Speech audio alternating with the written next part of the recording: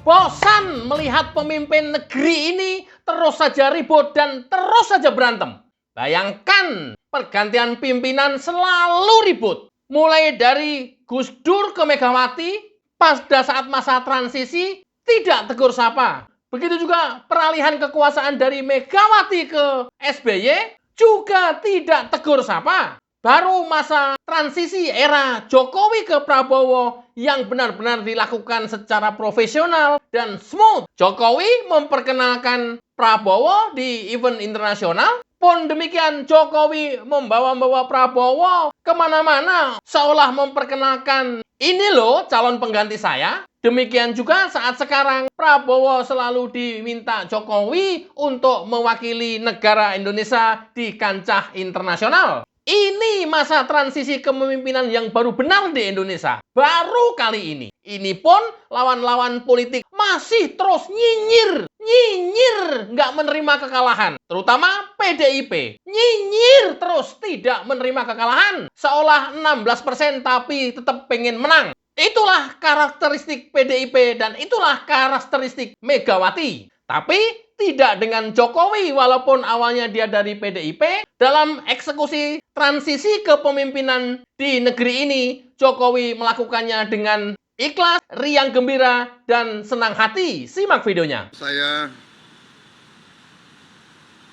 baru saja dipanggil Presiden, kebetulan diajak makan siang, dan saya memang minta waktu. Saya minta waktu untuk laporan hasil pertemuan-pertemuan saya selama 2 hari di Singapura. Saya bertemu dengan berbagai tokoh, menteri-menteri pertahanan dari beberapa negara. Tentunya saya juga sowan courtesy call kepada Perdana Menteri Singapura yang baru, Pak Lawrence Wong. Saya juga jumpa dengan Presiden Zelensky dari Ukraina. Saya lapor ke Presiden. Dalam pembicaraan saya terus berusaha meyakinkan Presiden Zelensky menawarkan jasa-jasa baik kita. Apakah Indonesia bisa membantu untuk mendorong ke arah gencatan senjata. Beliau masih belum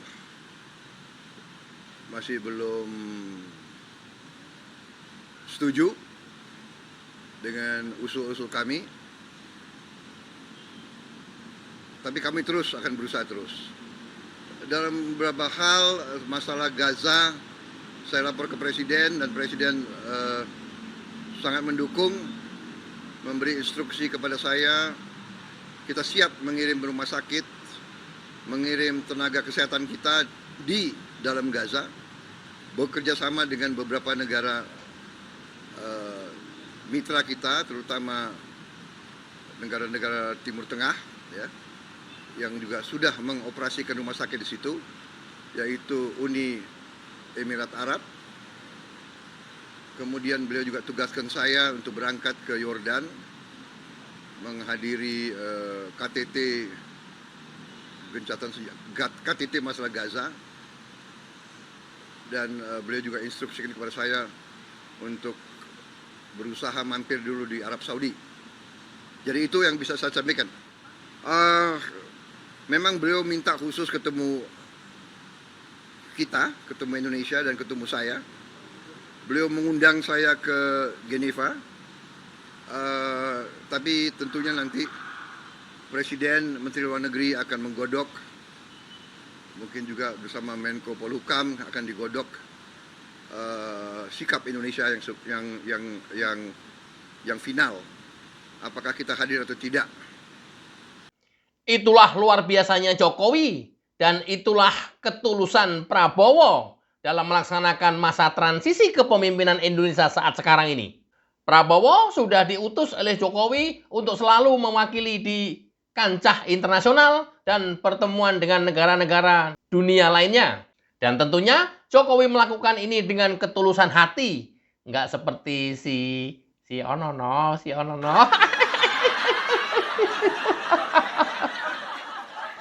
Ono yang nggak mau kalah, yang nggak mau orang lain lebih pinter, yang nggak mau orang lain lebih menonjol, yang nggak mau, ya dirinya sendiri aja yang paling hebat. Siapa ayo? Gua nggak nyebutin nama loh. Ayo sebutin sendiri di kolom komentar ya. Bang, lu tuh setiap channel, setiap video ngasih PR penonton lu. Ya iyalah, kan pendapat orang beda-beda. Gue bilang sih Ono. Ya belum tentu, coba. Gimana? Bang, jangan ketawa sih kalau lagi ngomong. Nggak bisa. Sumpah nggak bisa. Karena ketika gue ketawa, di dalam isi otak saya ini ada yang lucu, tapi belum saya keluarkan gitu. Jadi ketawa duluan yang dikeluarkan.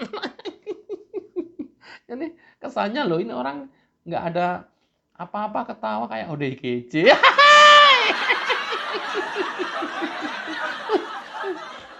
Biarin.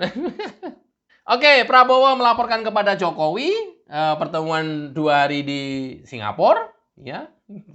Luar biasa kan? Pak Prabowo dengan kerendahan hatinya selalu hormat kepada Pak Jokowi, ya. Pak Jokowi dengan kebesaran hatinya meminta Pak Prabowo mewakili KTT perdamaian di Gaza di Jordan nanti.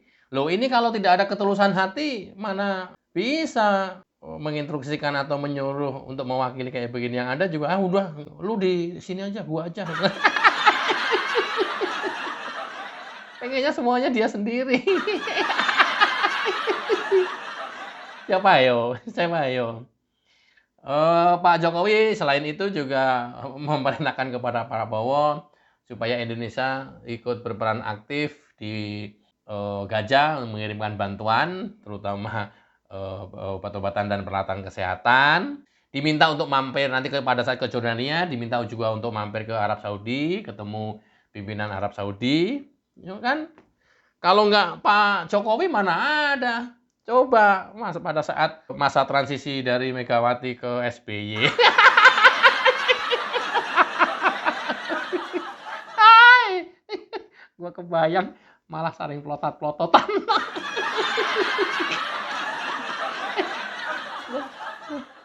Ngeces. Kebayang nggak sih? Kebayang nggak sih? Gua sih kebayang, makanya ketawa sendiri. Ini kalau nggak, ya kebesaran hati seorang Jokowi, itulah kemudian yang menjadi Indonesia ini cepat maju. Kalau pemimpinnya seperti itu. Ya, kan selama ini kita tidak pernah situasi yang seperti ini. Nggak pernah. Ya, saling pelotot, saling diemin, saling nggak komunikasi. Loh kan hebat kan? Ya presiden loh mencontohkan kepada rakyatnya kayak begitu. Ini luar biasa kan? Itulah. Makanya di pengantar video tadi di depan, gue bilang kalau pemimpin kita terus berantem, elit-elit politik kita terus berantem, saling hujat, saling caci, saling maki, saling fitnah, kapan Indonesia bisa maju? Kalah nggak mau terima, mau sampai kapan? Susah Indonesia maju. Politisi-politisi kayak begitu tuh. Nggak punya otak. Mementingkan dirinya sendiri dan kelompoknya. Rakyat menjadi korban. Itulah yang membuat Indonesia nggak pernah bisa maju. Sekarang giliran mau maju, pada banyak cincong, pada banyak ngerecoki. Pikirin tuh, undang-undang perampasan aset yang benar-benar impact-nya buat masyarakat rakyat Indonesia.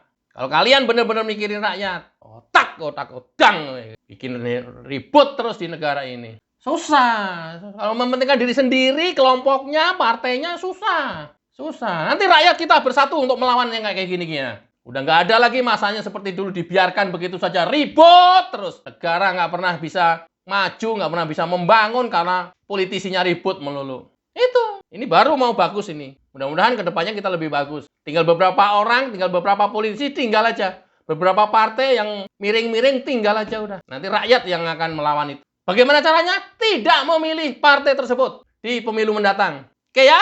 Sepakat ya? Kok gue jadi antagonis, gue jadi marah-marah.